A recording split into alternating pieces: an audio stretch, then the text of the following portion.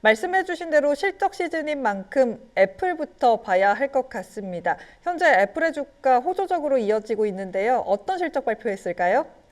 애플이 아무래도 뭐 아이폰이나 뭐 중국 매출 이 부분은 미스를 했기 때문에 조금 언론에서는 헤드라인을 자극적으로 뽑을 수 있지만 그 안에 속 내용은 생각보다 괜찮은 부분이 많았습니다. 아무래도 이제 뭐 애플 하면 가장 이제 더 중요한 거는 서비스 매출이라고 볼 수 있을 것 같은데 서비스 매출은 계속해서 사상 최고치 수준을 매 분기 경신하고 있는 상황이고요. 그리고 서비스 매출 같은 경우에는 현재 마진이 75%에 도달할 정도로 이게 상당히 수익성 있는 사업이다 보니까 결국 애플은 이제 마진이 높은 이 서비스 쪽에서 돈을 계속 잘 벌고 있다 보면 좋을 것 같고, 그리고 실적 발표 직후에는 이게 주가가 한 3% 급락했다가 조금 회복을 하고 지금은 이제 소폭 상승을 하고 있습니다. 결국 이게 애플 같은 경우에는 실적 발표를 할 때 가이던스를 제시하는 게 아니라 이 컨퍼런스 콜을 진행하면서 가이던스를 제시하는데 거기서 내놓은 가이던스가 뭐 한 자릿수 초반에서 중반 그런 매출 성장이 나타날 거다 이야기를 했고, 그것도 환율 관련한 역풍이 없으면 더 좋았을 거다 그렇게 언급을 하니까 시장에서 조금 안도하는 게 아닐까 그렇게 볼 수 있겠고요.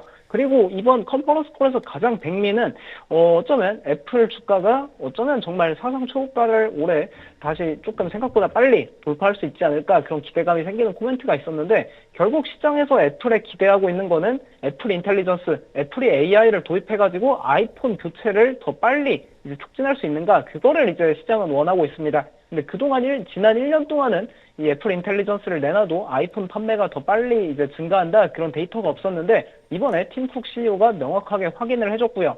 애플 인텔리전스를 출시한 시장은 애플 인텔리전스를 출시하지 않은 시장보다 아이폰 판매가 더 강하다 그렇게 직접적으로 확인을 해줬으니까 상당히 기대감이 크다 볼 수 있을 것 같고, 뭐 그리고 9월 달부터 12월 아이폰 출시 이제 직후 3개월 기간을 보니까 작년에 이제 재작년에 했던 아이폰 15보다 작년 아이폰 16이 판매량이 더 증가했다고 합니다. 결국 아이폰 잘 팔리고 있다는 것도 확인이 됐고, 그리고 이제 뭐 중국에서 안 팔린다 하더라도 뭐 남미, 중동, 남아시아 모두 다 정말 잘 팔린다 그런 이야기도 나왔고요. 그리고 더 흥미로운 거는 이 4월 달부터 애플 인텔리전스가 대다수 국가의 언어로 다 제공될 예정이라고 합니다. 당장 이제 저희 대한민국도 포함이 돼가지고 뭐 한국어, 일본어, 프랑스어, 독일어, 이탈리아어, 포르투갈어, 스페인어, 그리고 기본 중국어까지 사실상 전 세계 주요 언어들은 앞으로 이제 4월 달부터 애플 인텔리전스를 다 제공하게 되는데, 결국 애플 인텔리전스를 도입한 국가는 더 많은 아이폰 판매가 이루어진다고 팀 쿡이 이야기를 했으니까 확실히 이 부분이 좀 앞으로 애플이 기대가 되는 부분이다 그렇게 보면 좋을 것 같습니다. 그 외적으로도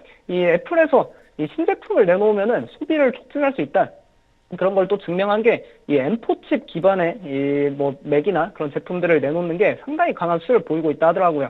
아무래도 이제 애플 인텔리전스를 이제 구동을 하려면은 이 M4 기반의 칩들이 탑재되는 시리즈부터 애플 인텔리전스가 이제 원활하게 돌아갈 수 있는데, 결국 이제 애플 인텔리전스 기능들이 뭐 당장 4월 달부터 전 세계 언어로 다 제공을 하게 되고, 그리고 결국 이 딥시크 때문에 이 AI 모델이 더 저렴하게 개발을 할 수 있을 거다 그런 이제 전망이 많이 확산되고 있습니다. 그럼 결과적으로 이제 AI 애플리케이션들이 더 많이 이제 등장하게 될 가능성이 높고, 그러면 결국 이런 애플의 M4 칩 탑재한 이런 제품들을 더 많이 구매할 수 있지 않을까 그런 기대감이 오늘 시장에 작용한다 보면 좋을 것 같습니다. 그러다 보니까 결국 애플이 뭐 실적 자체는 엄청 인상적인 건 아니었는데, 근데 그 세부적으로 보면은 결국 팀쿡 CEO가 시장이 원하는 코멘트를 했다. 그거에 좀 시장은 긍정적으로 반응하는 것 같습니다. 결국 애플이 이제 그동안 시장에서 계속해서 기대했던 애플 인텔리전스를 도입하면 아이폰 판매가 더 증가한다. 그걸 증명했으니까 앞으로 한 4월 달 그때 이제 전 세계 애플 인텔리전스 다 출시된다고 하니까 좀 앞으로 상반기에 애플 기대해 볼 만하지 않나 그렇게 보면 좋을 것 같습니다.